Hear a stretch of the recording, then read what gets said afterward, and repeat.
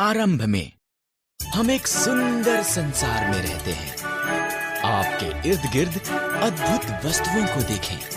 आओ हम आरंभ में चलें और देखें कि बाइबल इसके बारे में क्या बताती है कि ये कैसे आरंभ हुआ। आरंभ में परमेश्वर ने आकाश और पृथ्वी को बनाया। परमेश्वर ने अंधेरे को एक तरफ किया और कहा उजियाला हो। उसने उजियाले को दिन कहा और उसने अंधेरे को रात कहा। पहला दिन हो गया।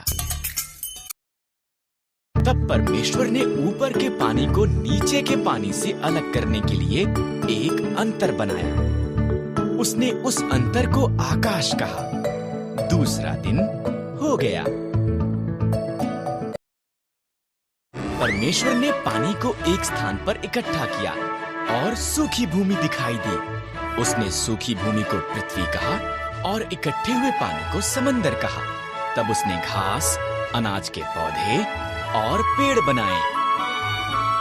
तीसरा, तब परमेश्वर ने आकाश में ज्योतियां बनाई। उसने दिन के लिए सूर्य, रात के लिए चंद्रमा और सभी तारे बनाए। चौथा दिन हो गया। परमेश्वर ने पानी में तैरने के लिए मछलियां और आकाश में उड़ने के लिए पंछी बनाए। फलों फूलों उसने उनसे कहा संसार को संगीत और पानी में छपछपाने की आवाजों से भर दो। पांचवां दिन हो गया। इसके बाद परमेश्वर ने जानवर बनाए। उसने खेतों के जानवर, जंगली जानवर और जानवर जो भूमि पर रेंगते हैं को बनाया।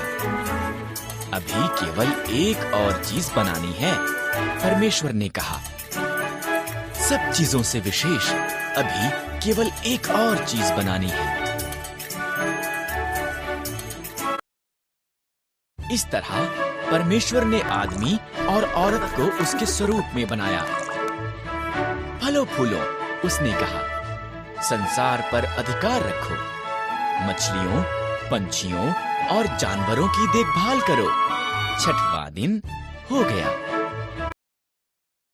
तब परमेश्वर ने सब कुछ जो बनाया था उसे देखा।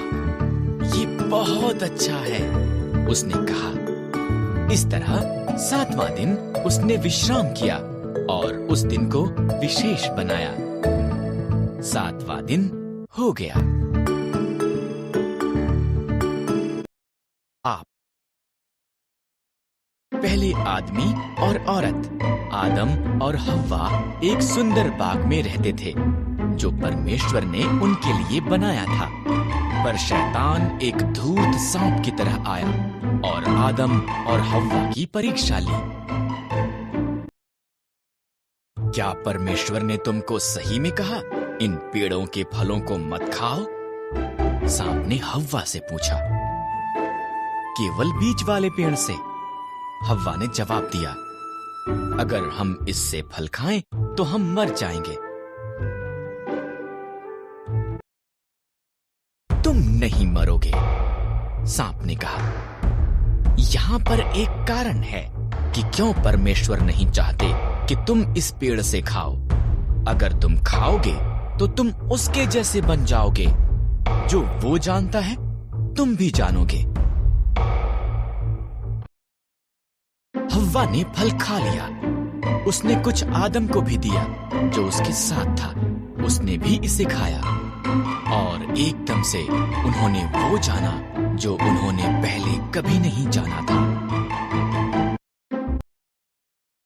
एक बात जो वो जानते थे वो ये कि वो नंगे थे। उन्होंने अपने आप को ढकने के लिए पत्तों को जोड़ जोड़ कर सिल लिया। उन्होंने पहले कभी भी डर और शर्म को महसूस नहीं किया था, इसलिए वो जानते थे कि कुछ गलत हुआ है। आदम, हव्वा, परमेश्वर ने आवाज दी। हम छिप रहे हैं, आदम ने कहा। हम नंगे हैं।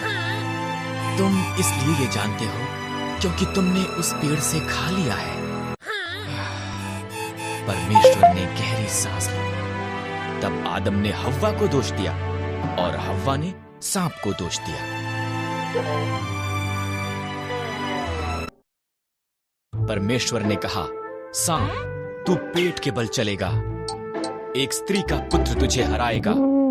हव्वा, संतान पैदा करना कठिन होगा। आदम, अन्न उगाना मुश्किल होगा।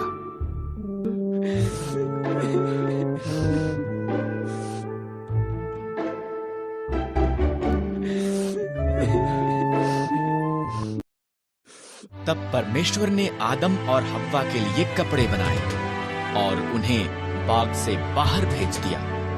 उसने एक ज्वालामय तलवार के साथ एक स्वर्गदूत को वहां पर रखा ताकि वो वापस ना आ सके।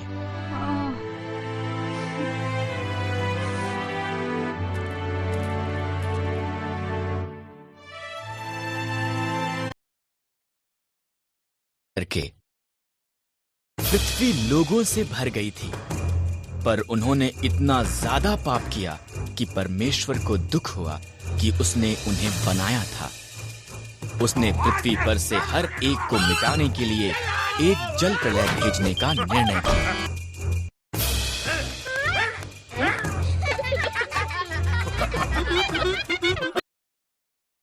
यहाँ पर नूह नाम का एक मनुष्य था जो अन्य लोगों के समान नहीं था। नूह ने परमेश्वर से प्रेम किया और उसके आज्ञा का पालन किया। परमेश्वर ने नूह और उसके परिवार को जल प्रलय से बचाने का निर्णय किया। परमेश्वर ने नूह को जल प्रलय के बारे में सावधान किया। उसने उसे एक नीची छत, 3 कोठरियों, एक खिड़की और एक द्वार के साथ एक विशाल जहाज बनाने को कहा। आज्ञाकारिता में नूह ने इसका निर्माण किया। परमेश्वर ने नूह को प्रत्येक जानवर की किस्मों में 2-2 करके लेने को कहा, एक नर, एक नारी। तब नूह, उसका परिवार और जानवर जहाज के अंदर गए। परमेश्वर ने द्वार को बंद कर दिया। 40 दिन और 40 रात तक बारिश आती रही।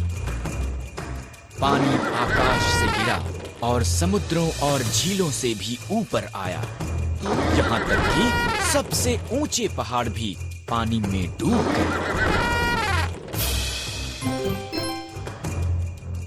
इन सब के दौरान नूह, उसका परिवार और सभी जानवर बाढ़ के जल के ऊपर तैरते जहाज में सुरक्षित थे। परमेश्वर एक पल के लिए भी नूह को भूला नहीं था।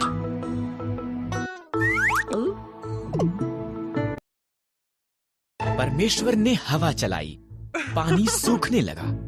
जहाज अरारात पहाड़ पर ठहर गया। नूह ने एक कबूतरी को भेजा। जब वो वापस नहीं आई तो वो जान गया कि अब सब सुरक्षित थे। जब पृथ्वी सूख गई, परमेश्वर ने उन्हें बाहर आने के लिए कहा। उसने आकाश में एक इंद्रधनुष को वादे के रूप में रखकर कहा कि वो कभी भी पूरी पृथ्वी को जल प्रलय द्वारा दोबारा नाश नहीं करेगा।